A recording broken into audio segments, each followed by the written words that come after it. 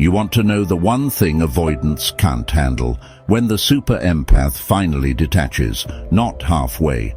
Not the ill-still check their story kind of detachment. I mean the real kind.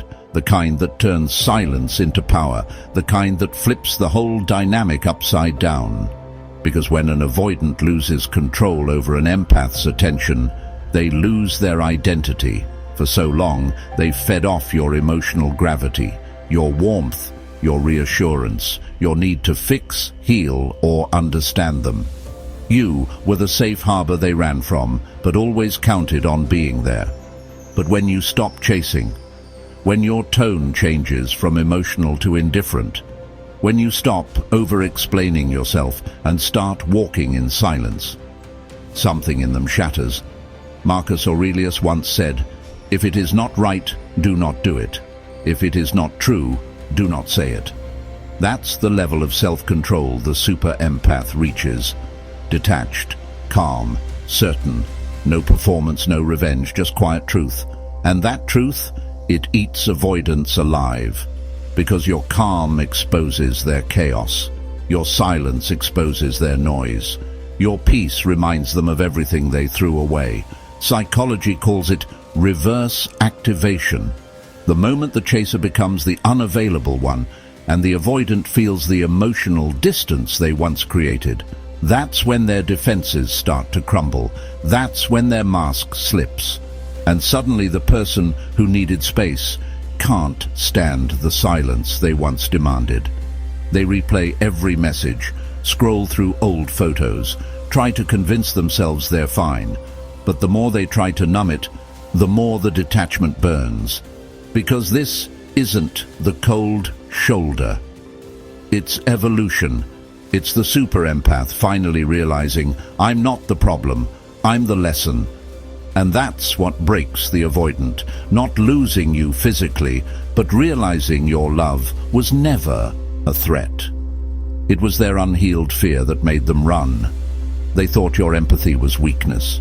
They thought your patience meant you'd never leave. They thought your compassion was endless supply. But now you've mastered the most dangerous form of emotional alchemy, turning pain into power, turning heartbreak into boundaries, turning empathy into self-respect. Carl Jung once said, "Until you make the unconscious conscious, it will direct your life and you will call it fate." And that's what this moment is about, making the pattern visible, breaking the loop, ending the silent addiction to emotional chaos.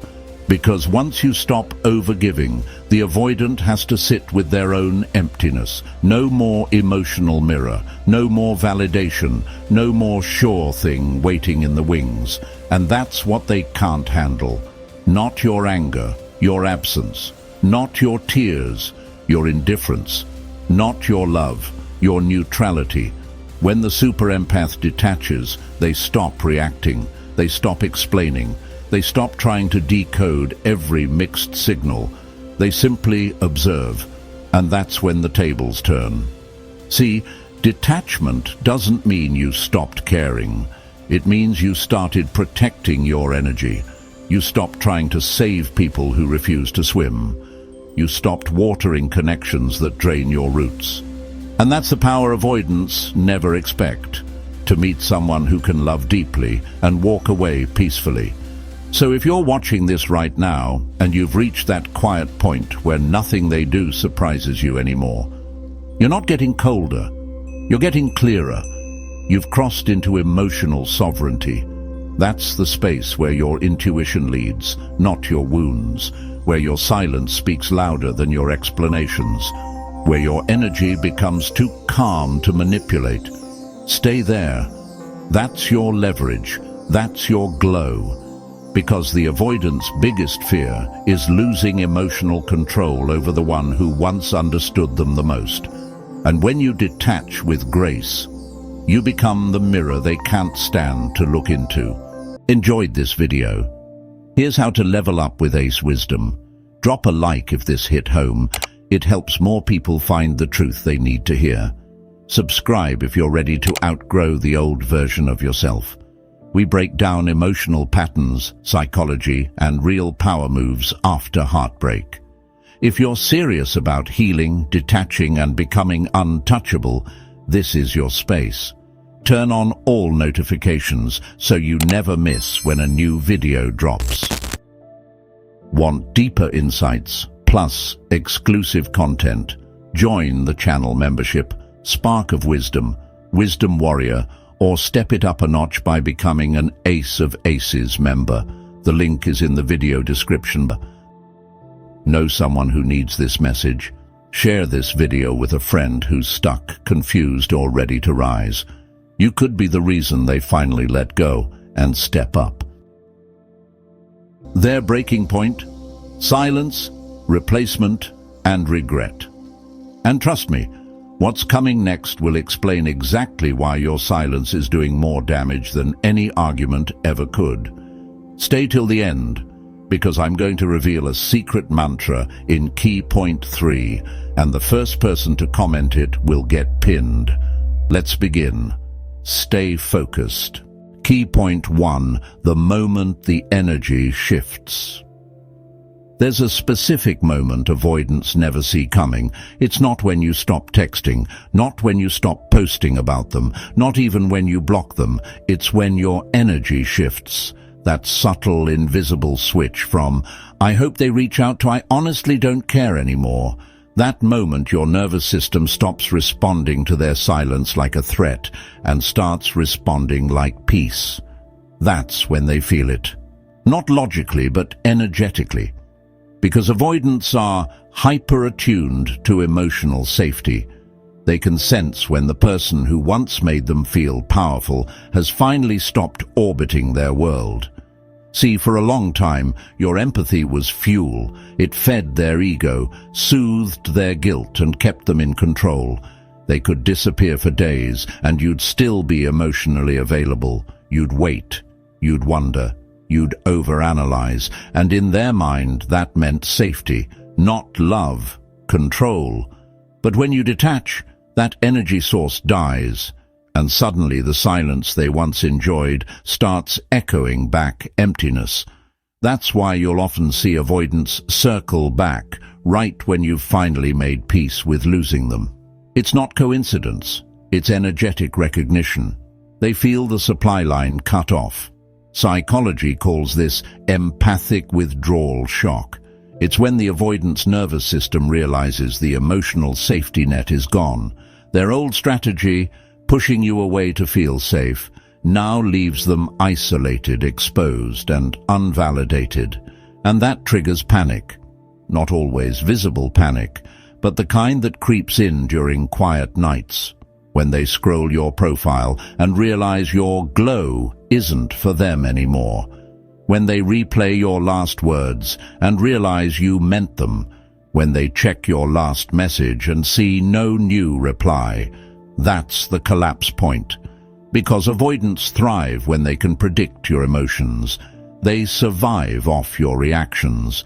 But when you stop reacting, they lose the illusion of power.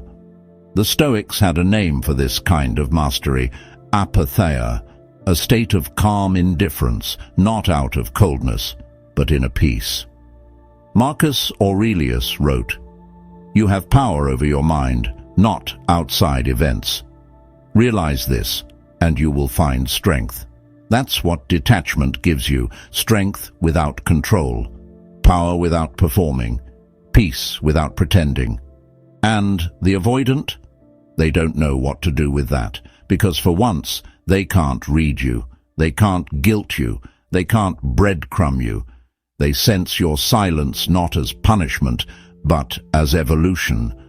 And that terrifies them, because now you hold the emotional gravity. Now you are the one who's unpredictable. Now they are the one replaying everything, wondering when it all changed. This is the first real shift in power, the moment the super empath stops bleeding empathy and starts embodying boundaries. And that's the moment the avoidance starts to spiral. Not because you walked away, but because you stopped reaching back. Stay detached, stay grounded, because this is where your silence becomes their mirror. And in that mirror, they'll finally see themselves clearly, maybe for the first time ever. Let's go deeper. Key point 2 is where we'll unpack the emotional confusion avoidants face when they realize the empath no longer needs them. Key point 2, when the avoidant realizes you don't need them anymore, you can almost feel the shift. The same person who once looked unbothered suddenly starts orbiting again. They check your story, like your old post. Leave a half-hearted comment that says nothing but means everything. That's not coincidence, that's confusion, because avoidants are built on emotional supply, not connection. They crave reassurance without responsibility. They want to be wanted, but not needed, until you stop needing them. And when that happens, it disrupts the entire emotional equation that once kept them safe. They used to be the one in control, the one calling the shots, the one deciding when to engage. But now, you're detached, calm, busy. You've stopped seeking closure. You've stopped waiting for someday. And that quiet confidence creates internal chaos in them. See, for an avoidant, being needed used to justify their distance. They'd say things like, "You're too emotional, you're too intense, I just need space," because your emotional availability triggered their avoidance. But when that availability disappears, they lose their emotional compass. They don't know how to feel needed anymore because you don't. And it's not that you're pretending. You genuinely stopped needing them. You started meeting your own emotional needs. You became your own validation source. You stopped feeding the story that said you had to earn love. That's what messes with them most, because you're no longer playing their subconscious game of push and pull. You're not chasing the runner anymore. You're walking your own path. And that's where the tables flip. Their silence no longer feels powerful. It feels irrelevant. Their distance no longer creates mystery. It just exposes emptiness. And for the first time, they have to confront the one thing they've always avoided: the loss of emotional control. Avoidants don't fall apart when you leave. They fall apart when they realize you don't care that you left. That's when regret starts whispering, not loud, but slow. Like background static they can't turn off. It hits when they see you glowing differently, when they notice your energy isn't for them anymore, when they realize the person they thought would always wait finally walked. And that calm indifference, that's your power now. You're no longer the one proving your worth. You're simply living it. And in doing so, you've rewritten the dynamic completely. What used to be emotional dependence has become emotional dominance, not through manipulation, through mastery. Because when you stop chasing validation, you start radiating value. When you stop explaining your worth, you start embodying it. And when you stop needing their presence, you become their reminder of what real love felt like, the one they couldn't sustain because they weren't ready for it. Epictetus once said, "No man is free who is not master of himself." That's what the super empath becomes after detachment, a master of self. Untouchable energy, unbothered calm, unshakable peace. And that peace? That's the punishment avoidants never see coming, because they can't fight it, they can't argue with it, they can't guilt-trip silence. They can only sit with the discomfort of knowing the same person they pushed away is now someone they'll never have access to again. That's when the regret begins to grow roots, and that's what we'll explore in Key Point 3. The regret loop. Why your silence haunts the avoidant mind. Stay with me, because Key Point 3 is where the secret mantra drops, and the first person to comment it will get pinned. Key Point 3. The regret loop. Why your silence haunts the avoidant mind. It always starts the same way. They think you're still there, just quieter. They think you'll come back when they post something, when they accidentally view your story, when they send that random emoji at 1 a.m., but nothing. No reply, no reaction, no energy exchange. And that's when the loop begins. Avoidants live in emotional cycles: distance, guilt, curiosity, reconnection, withdrawal. It's their pattern of safety. Push love away, miss the connection, chase a shadow, then vanish again. But when the empath detaches, really detaches, the cycle breaks, and the avoidant mind goes into shock, because they never expected you to walk away without noise.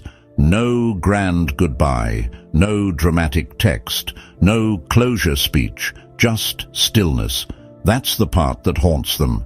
Your silence becomes the mirror they can't escape. Every moment of calm from you feels like an accusation, not spoken, but felt. Because deep down, they know. They know you didn't disappear to hurt them. You disappeared to heal. And that healing is what they can't compete with. They remember how your presence felt. The warmth, the patience, the way you listened even when they said nothing, and suddenly every distraction feels shallow compared to that. Every rebound feels like noise compared to your peace. Every moment of fake freedom starts feeling like a cage. That's the silent revenge of detachment. You didn't punish them, you evolved. And evolution always exposes immaturity. They start wondering, were they always this strong? Did I misread everything? Were they the stable one all along? Yes, you were. And now they're seeing it. Too late. Because here's what most people don't realize. Avoidants don't regret losing you immediately. They regret it in stages. First comes confusion. Why aren't they reaching out? Then curiosity. What are they up to? Then obsession. Who replaced me? And finally, reflection.